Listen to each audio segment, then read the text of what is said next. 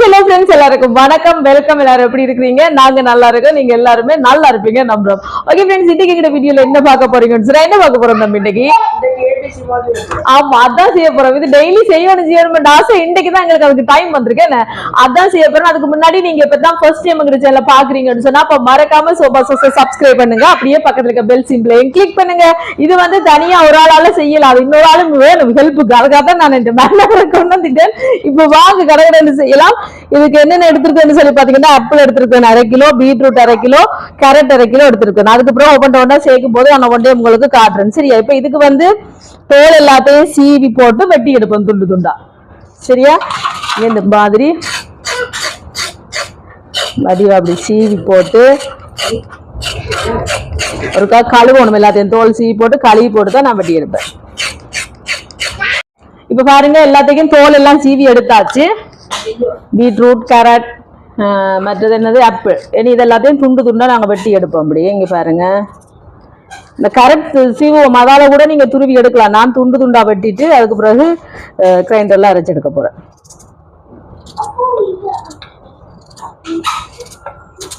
இந்த மாதிரி கேரட் எல்லாத்தையும் வெட்டி எடுப்போம். கேரட்டை வெட்டியாச்சு. இனி ஆப்பிளை வெட்டி எடுப்போம். ஆப்பிளுக்கு அந்த உள்ளுக்கு இருக்கிற சீட்ஸ் எடுக்கணும். அது வெட்டும் போதே வந்துடும்.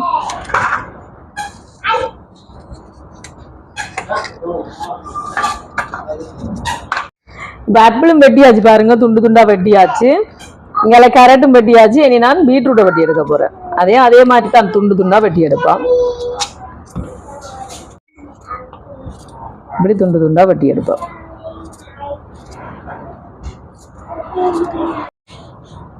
இப்ப எல்லாத்தையும் வெட்டியாச்சு. இனி அரைச்செடுப்போம். முதல் வந்து ஆப்பிள் அரைச்செடுப்போம், கொஞ்சம் கொஞ்சமா போட்டு. இப்ப இந்த மாதிரி அரைச்சாச்சு. இதே மாதிரி முதல்ல எல்லா ஆப்பிளையும் நாங்க அரைச்செடுப்போம். இப்ப ஆப்பிள் எல்லாம் அரைச்சாச்சு. இனி கேரட் அரைச்செடுப்போம்.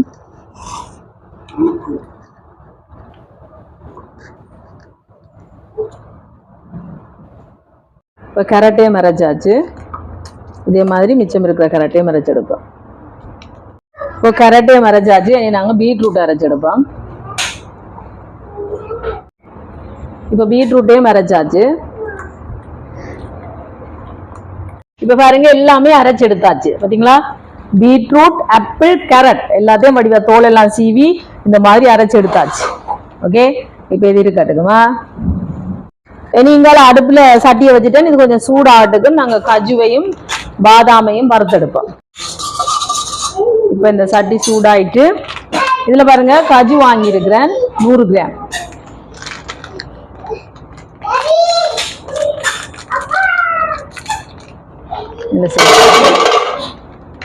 இதோட பாதாமும் 100 கிராம் தான்.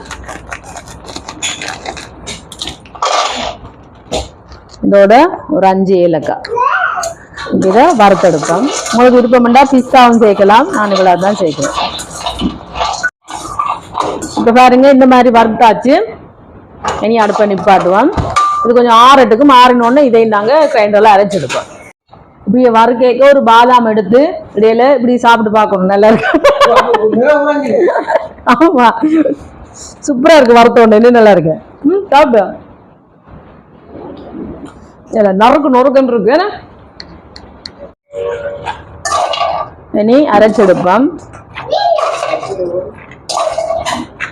இப்ப கஜு, பாதாம், ஏலக்காய் எல்லாம் வறுத்து இந்த மாதிரி அரைச்சு எடுத்தாச்சு. இருக்கட்டும். இப்ப நாங்க இனி ஏபிசி மோல்ட் ரெடி பண்ணுவோமா? சட்டியை வச்சாச்சு. இந்த சட்டிலாம் நான் செய்ய போறேன். இனி இதுல நாங்க அரைச்சு வச்சிருக்கோம் தானே, கேரட், பீட்ரூட், ஆப்பிள், இதை சேர்ப்போம்.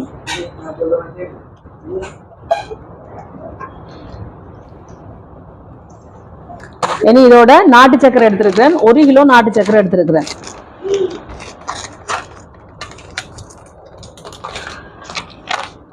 அதையும் சேர்ப்போம். இது 1/2 கிலோ. மற்ற 1/2 கிலோ பேக்கெட்டையும் சேர்ப்போம்.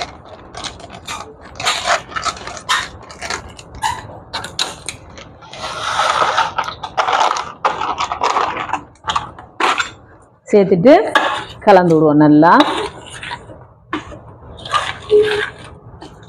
பாருங்க இந்த மாதிரி நல்லா கலந்து விடுவோம். இந்த சர்க்கரை, நாட்டு சர்க்கரை, இந்த பழங்கள் எல்லாம் ஒன்று சேர நல்லா கலவிடணும்.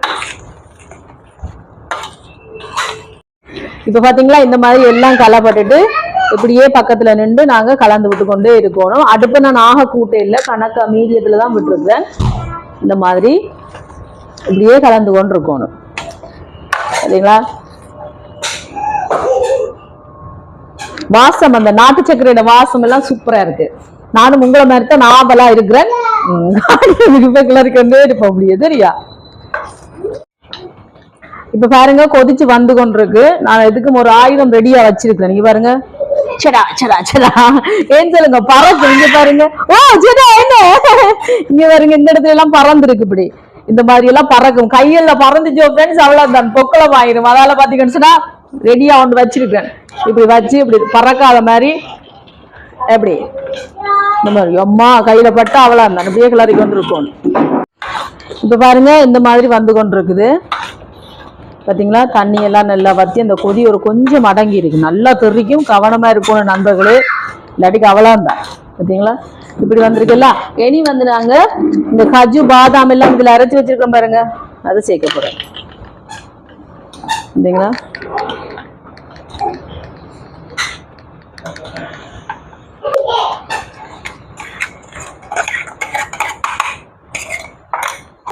இனி இதையும் சேர்த்து நல்லா கலந்து விடணும் பார்த்தீங்களா. இந்த மாதிரி நல்லா கலந்து.